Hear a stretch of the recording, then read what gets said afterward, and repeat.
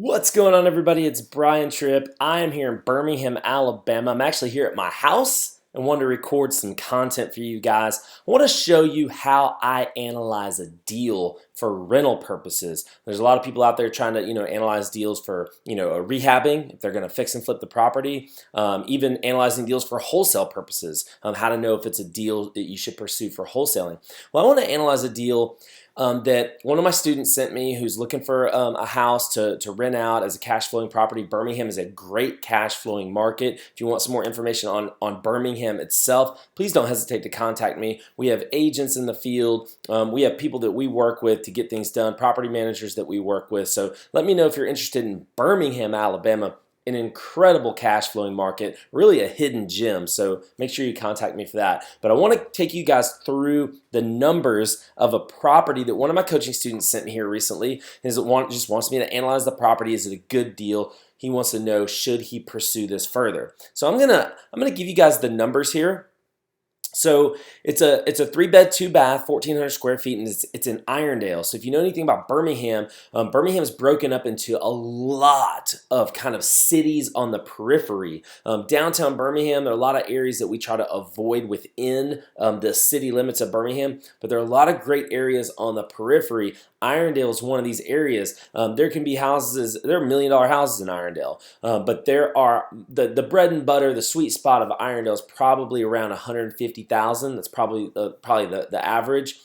This particular house is worth 127 if it's all fixed up. The asking price is 65. Repairs are roughly 25,000 after we went out and analyzed the property. So if you just look at it from this standpoint, 65 plus 25 is going to equal 90,000. You're going to have closing costs in there. This could be a fix and flip if you're looking to make somewhere around 15,000 on a flip. The problem with this is this 25,000 repair number is more to get it rent ready. If you really want to deck it out and try to sell it retail, the margins are going to be squeezed and you're probably not going to be able to make much, if anything, on a retail flip. So we're going to analyze this from a rental standpoint. So the way we typically analyze things from a rental standpoint is we want to see how much money we can actually take back out of it. I know that there's a lot of different ways you can do it. Some people say, cash is king. I want to do nothing but pay cash for properties. I like, and there's some people who just leverage, and they just want to do nothing but leverage as much as they can to buy as many as they can. And I think that the right answer to actually most of life's questions, the right answer is usually somewhere in the middle. Even, I'm not trying to get political on you guys, but you got far left people and far right people. The true answer is usually somewhere near the middle. So I don't like to be completely over leveraged, and I don't like to pay 100% cash for things either. But I want to use leverage to my benefit. Going back to rich dad, poor dad, I want to use the compounding power of leverage. So this is how we actually analyze a deal here. So let's just use these numbers that we're going to be in it for 90,000 with purchase plus repairs. But we're also going to have this unknown closing slash holding costs. Okay, so we're going to have costs to close, and we're going to have holding costs. So while we fix up this property, we're going to have to keep the lights on, the utilities on. We're going to have to keep the insurance. We're still going to have to pay the taxes for the time that we hold the property. We're going to hold the property regardless, but we're going to have to start paying tax and insurance on day one, not when it gets rented out. And we're not going to be able to recoup the rent until the work is finished. So we're going to have some of these holding costs without being able to get a return until the project is fixed. So I estimate that we're going to be somewhere around $5,000 in holding costs and closing costs. Okay, probably around $2,000 to close it, somewhere around $3,000 to hold it for about a month and a half, 2 months until we get the repairs finished. So that's going to put us at what? Somewhere around 95,000, what I call my all-in number. I'm going to be all in for 95,000. Okay.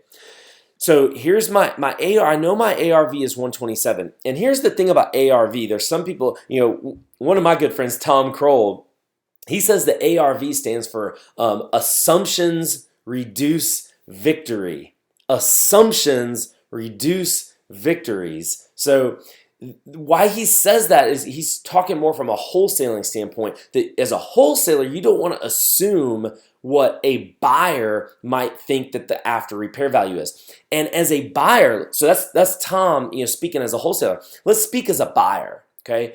As a buyer, the only person's opinion of what that figure is it your opinion? No. If you're going to sell this retail, the only person's opinion that matters is an appraiser. And if you've had any dealings with appraisers, then you know you get 5 different appraisers in there to analyze this property. They're going to give you 5 different numbers. Period. End of discussion. It happens every time.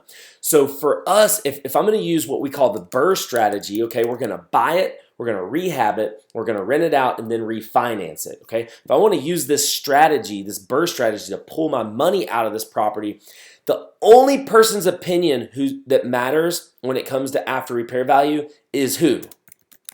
The lender, okay? If the lender says that the property is worth $127,000 when it's all fixed up, that's the only person's opinion that matters. My opinion doesn't matter. My realtor's opinion doesn't matter. Even if we get an appraisal, none of that matters. The only opinion that matters is my lender, who's going to actually allow me to cash out my money. And my lender tells me that I can cash out I can cash out 80% of his appraised value.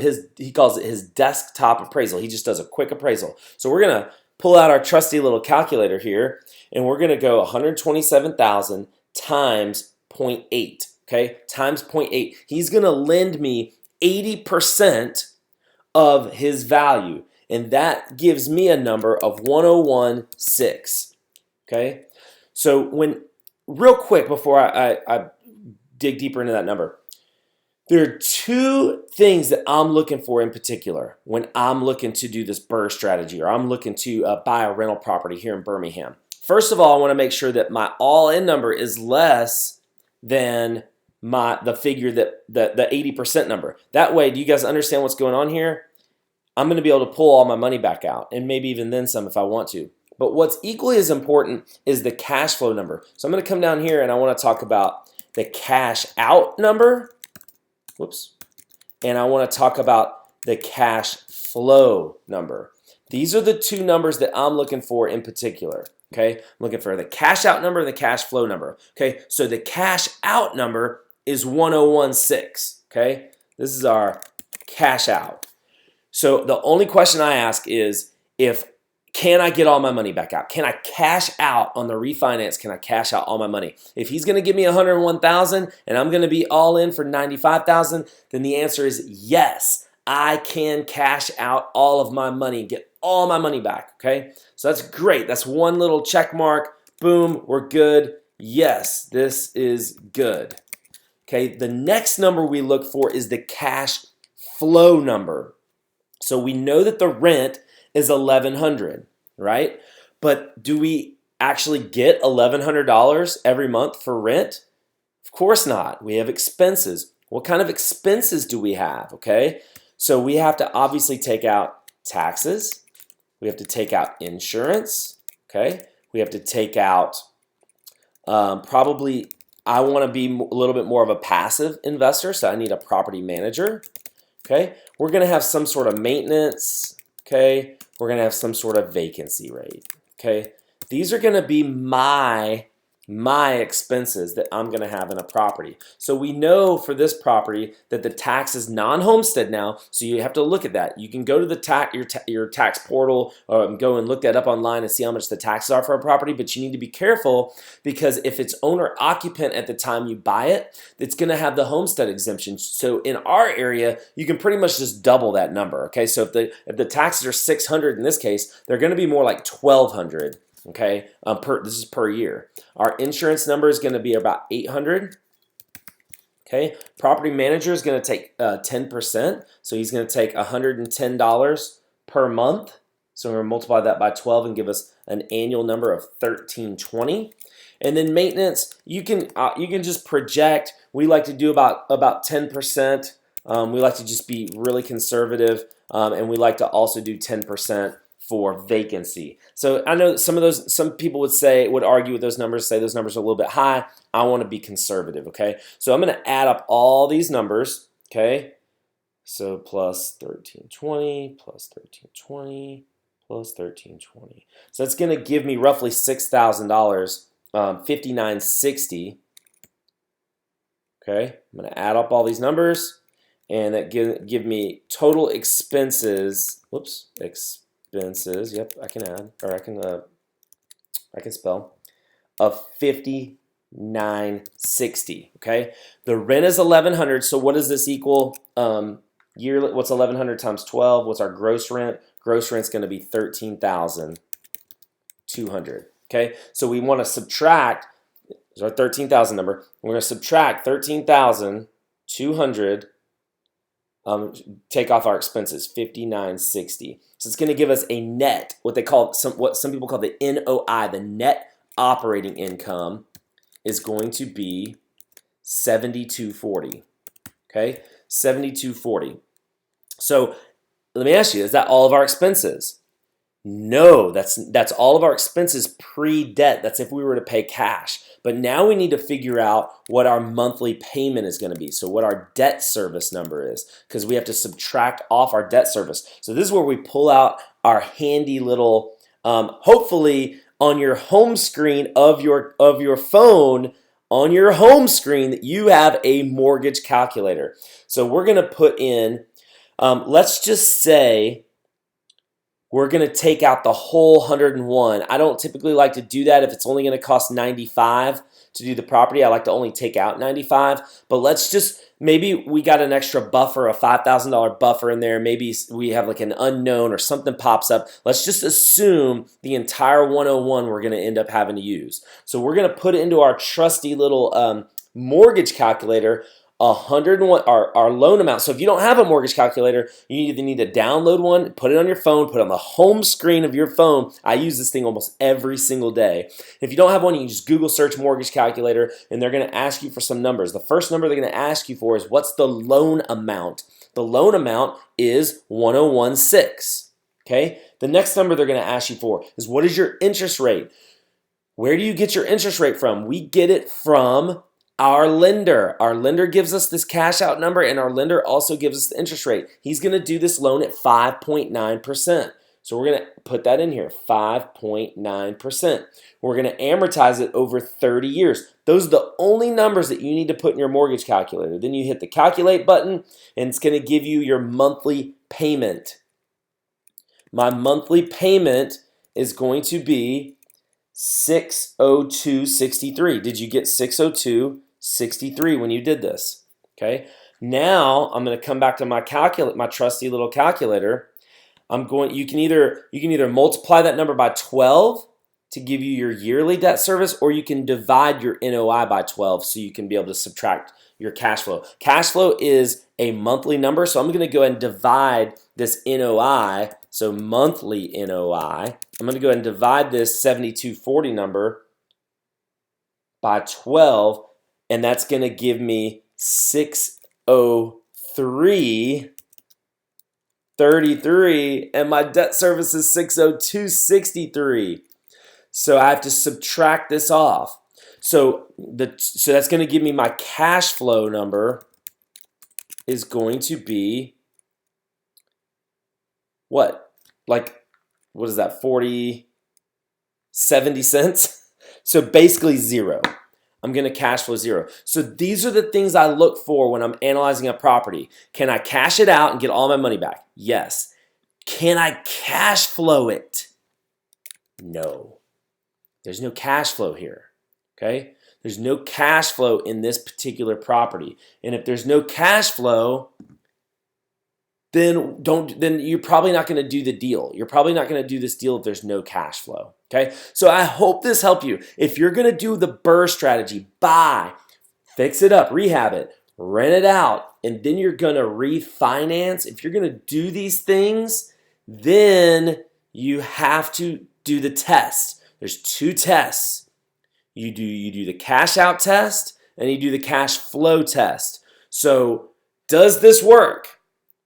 Does this work? Does it cash? Do you cash out and do you cash flow?